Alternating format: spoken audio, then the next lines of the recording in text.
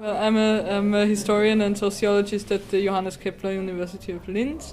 I work at the Department of Social Policy there, and I've been a scientific consultant with the Open Commons region Linz for the past half year now, and I've been with them before that on some projects as well. So. Thank you. Could you just introduce us generally the project of Open Commons region Linz, please?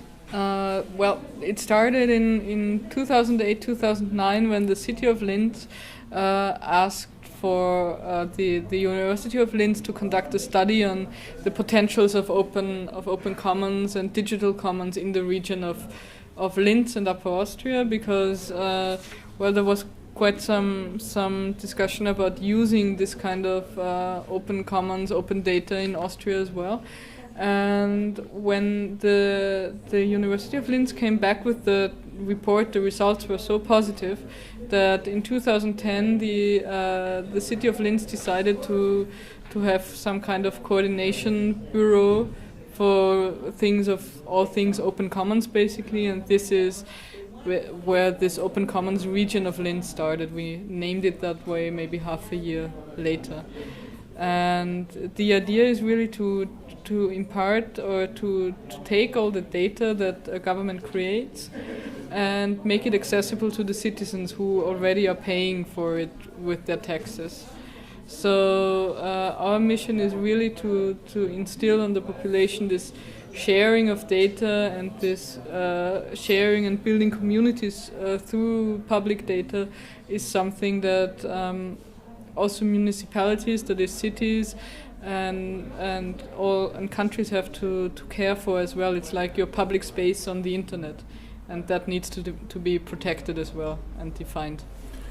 Thank you. So the project started 2 years ago, and now what are the first feedbacks from the population? Do you have feedbacks?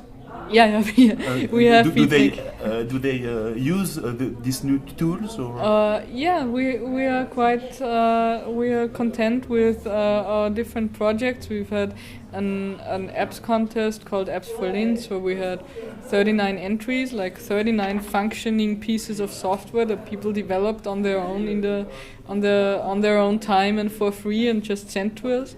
We've got the public space server where people all citizens of Linz have access to their own web space if they want it, and also the tools to build their own web pages. We have the Open Government Data Portal, of course, which is all this mass of data our city produces, put into a more accessible form, so you can work with it. For instance, with geodata, that is all different kinds of maps of geological information is accessible for you, and you can build your own custom maps, for instance. You can look at the town council protocols, and also look or search for topics that were discussed, for things like that. So you've got all this data that needs to be organized and made accessible.